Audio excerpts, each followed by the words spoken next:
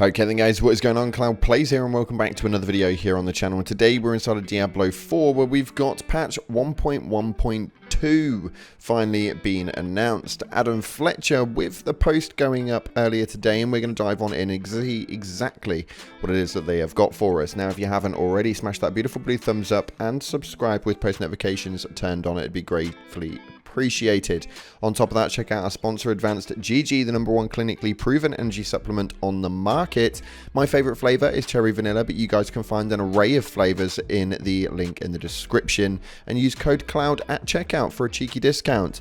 If you want to tweet out your purchase and send it with my tag in it, then we may even feature you guys on the video. With that being said, let's dive on in to the next set of patch notes. So checking this out right here, we have got a post from Adam Fletcher stating Diablo 4 patch 1.1.2 notes are now up. This patch will be arriving next week, which means that we should be getting a campfire chat any moment now, as he did state that they will be doing this in future big patches, not just the hotfixes that they do all of the bloody time, but this patch is sore to say the least. When we see right here, we've got the Diablo 4 patch notes, and this Diablo 4 team has been diligently monitoring your feedback as we introduce patches to keep your experience in Sanctuary smooth. We will update the below list and denote whether the fixes are intended for PC, Xbox, PlayStation, and or all platforms. So when we take a look at this, it's quite clear to see that they have not been monitoring our feedback, because there are so many issues that have been in since the original part of the game when it first launched, and some that have been in since 1.0 and 1.1 and yada yada yada. We move on and go forward, but this one is primarily revolved around bug fixes. There seems to be the only thing that they've actually done with this one, but we're going to take a dive on in. Now when we go into the gameplay updates, the wait time for malignant monsters to spawn after activating a malignant heart in the world has been reduced from 5 to 2 seconds. Great, I'm so glad. Also, players are now in the trade channel by default. Navigate to the in-game settings to opt out. Now, what does that mean exactly? When we look at what a trade channel is inside of Diablo, for those of you guys who don't know, because you don't dabble in the trading system, Diablo 4 has dedicated chat channels that you can use to trade with other players. You can use the channels to browse live trade offers or sell your items, and the game allows you to join or invite other players to initiate a trade.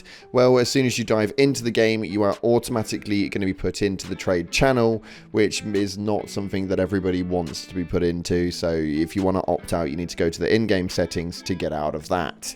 Not too sure why that one was done, but irrelevant to it. As far as the gameplay updates, pretty freaking useless indeed. So we're going to dive on into the bug fixes, because it seems to be the only thing that they've actually done in this patch so far. Now they are known for updating the patch notes and adding into it, but realistically, unless they have got some absolutely ridiculous game-changing things coming. The last patch was quite good with the mob density. That worked really, really well, and I will state that it worked really, really well, and it's so much better inside of Helltides and stuff like that, although people are now coming up with thousands of Helltide cinders, so expect that one to be nerfed anytime soon. But when we look at this right here, the bug fix for dungeons and events fixed an issue where nightmare dungeons could be repeated by promoting other party members to leader, and they fixed an issue where the Gathering Legion event could stop progressing even after defeating all nearby enemies. I'm going to state this quite a lot throughout this video because this pees me off beyond belief, but these things are pretty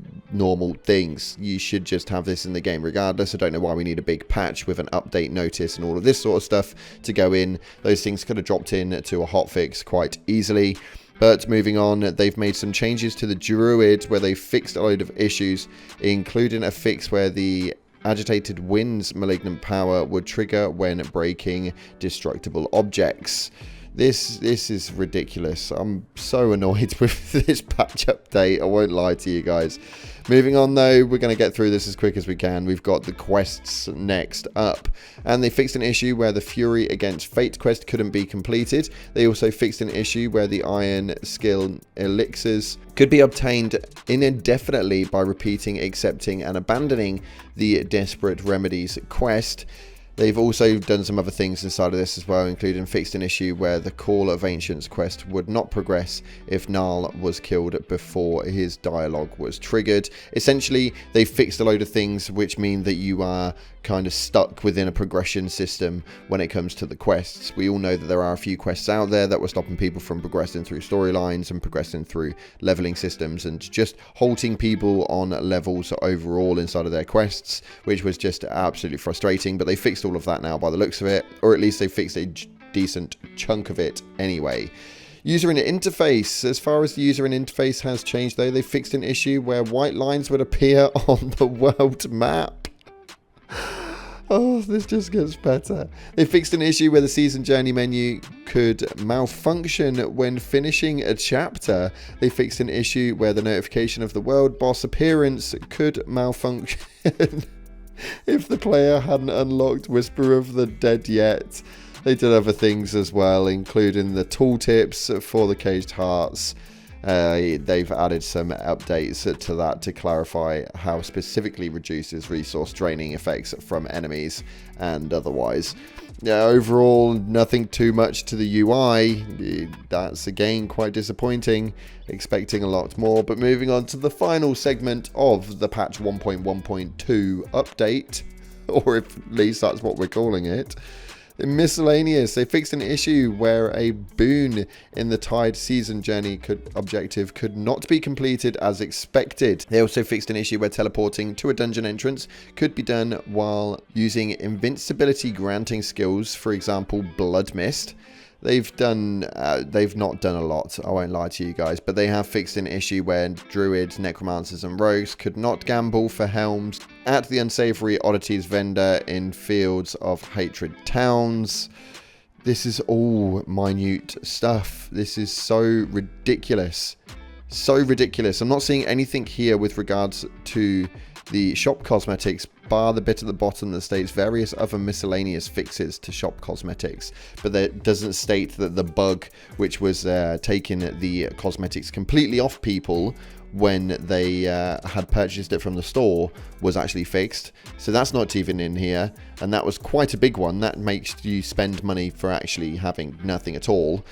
But they've done a few bits. They've fixed some bugs. This is closer to a hotfix than this is a patch. This is ridiculous.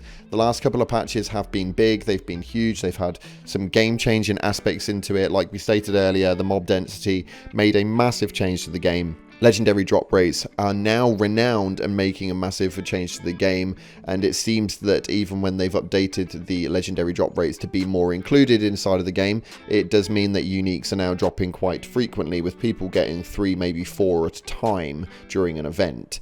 But this one right here, this one eats the cake. This one is just cracking. This, for me, is completely pointless. Unless they are adding on this between now and next week, I see no reason to even talk about patch 1.1.2 for the foreseeable future. And actually looking at it, the patch 1.1.3 has already been looked at, as we spoke about in the last video. If you guys want to check that out, I'll leave the link down in the description, or you can check the annotation right here in the top right corner. But this is just ridiculous. If this is what the patches are coming to now, we don't want bug fixes, we want changes. That's just my personal opinion. Your game's boring at this stage, and we need to make sure that we move into the multiplayer verse aspect a little bit more. Give us a group finder and give us all of this sort of stuff that kind of helps the game progress, not just fix things that you couldn't build correctly at the beginning. That's my personal opinion. I want to know what your guys' opinions are in the comment section below. Let me know. Thank you so much again for watching, guys. Appreciate your faces, and I'm sorry for the negative one, but they're going to be negative until they get fixed. Thanks again, appreciate you all, and as always, I'll see you in the clouds.